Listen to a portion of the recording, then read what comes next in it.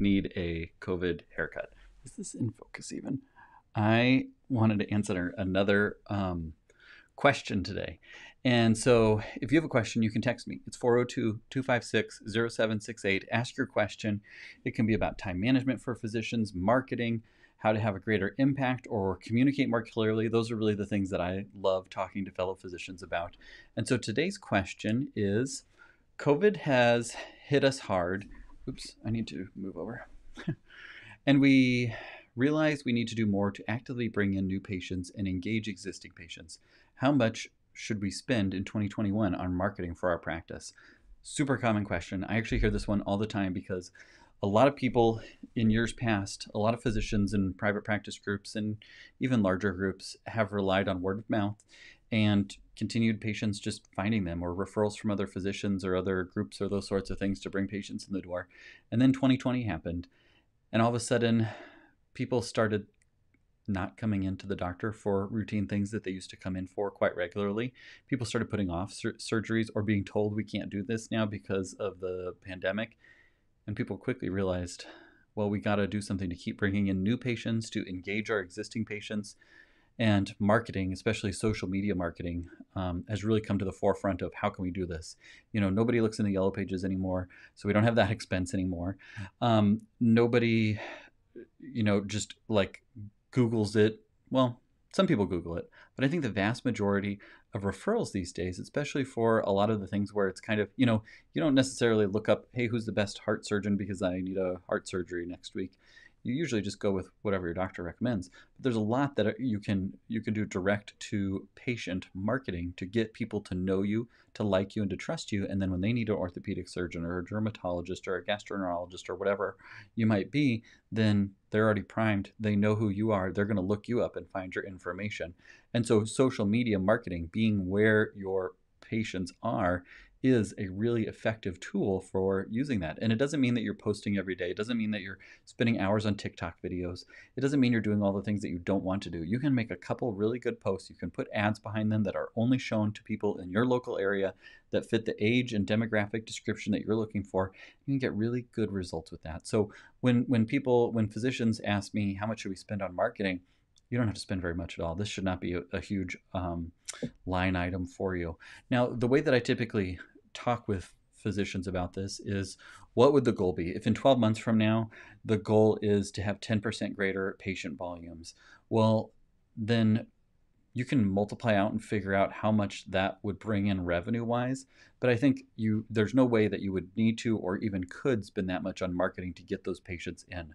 What I typically do is I say, well, how would it feel if you had 5 new patients per month? Would you feel that? And most people would say, well, we would kind of feel that. I don't know if we would really feel that if it was just 5 new patients each month.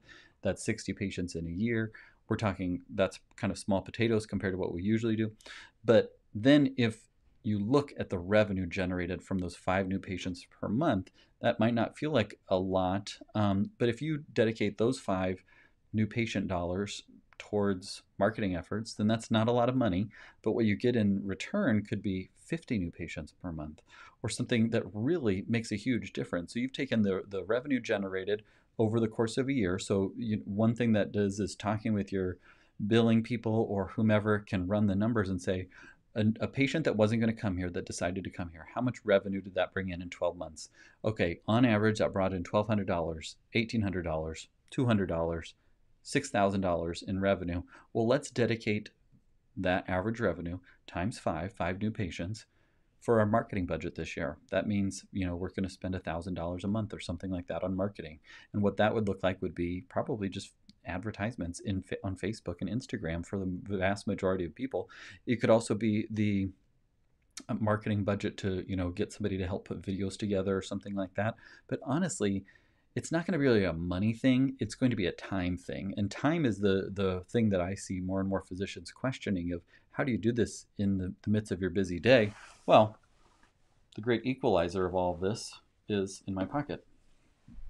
This guy. Now, what you can do with this is you can quickly make a video that you can get out to everybody in moments, and you don't have to spend a lot of time. You don't have to have a fancy setup. I'm using the light behind me right now, and I'm going to do a video, and I'm going to say, hey guys, I know that a lot of patients out here wonder about plantar fasciitis. People hear about it. People wonder if you have to buy expensive shoes to do it. I'm going to set the record straight. When I see patients that come in with plantar fasciitis, they often complain of foot pain that blah, blah, blah, blah, blah, blah, blah. And after we talk through things, the majority we find are really dealing with this and this and this. And then what we talk about is this, this, and this.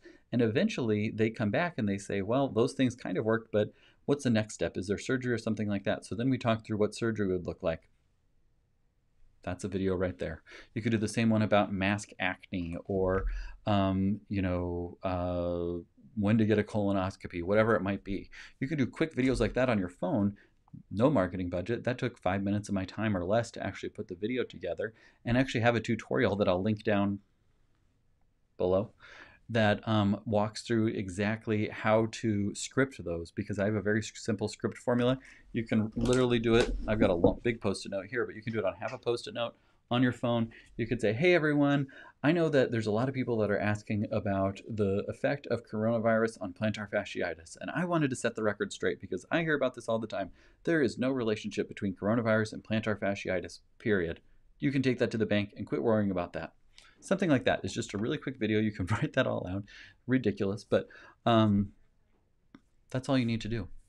You can then have your staff post those videos on your behalf, so you're not using your time or other outside resources. Your staff are already experts at social media. They're on their phones too much, right? Use that to your advantage to create a presence online. If you would like to learn more, comment below with any other questions that you have or what your thoughts are on the marketing budget. If you talk with marketing agencies, they always have really big budgets because it's a lot of money for them. But for the most part, it's not a money thing. If you're going to do anything, dedicate 1 or 2 patients, maybe 5 patients at the most, of the revenue that they would generate in an entire year to an entire year's marketing budget and go from there and see if that gets you a return on investment. It's mostly going to be a time thing. You can limit the time by using your phone, making quick videos that answer questions that your patients are facing so that when they come up and they need something, they know where to turn and they can say, boy, I've tried the things that he said on his video for plantar fasciitis. I think I might be at that next step where I need to have surgery done. I'm going to call, make an appointment, go in and talk it through and see if that's the right decision for me. And you've already created that. You've already, pre-defined who the good patients are going to be. You segmented out those patients into ones that are already doing this stuff for plantar fasciitis. So when they come in for their first visit, instead of, okay, I want you to try this, this, and this over-the-counter things, and then come back if that doesn't work, they can say, well, I already tried this, this, this, and this. And you can say, geez, it sounds like you tried everything that I usually do at this first visit. It sounds like the next option would be procedure, whatever it is. I have no idea for plantar fasciitis. Questions? I hope that makes sense, and I hope that's helpful. Would you subscribe below if you haven't already? Would you hit the like button if this video was helpful and gave you a little bit of clarity in terms of how to budget for marketing? Like I said, it's time, it's not money, it doesn't take much time. The results are huge. The return on investment is way worth it.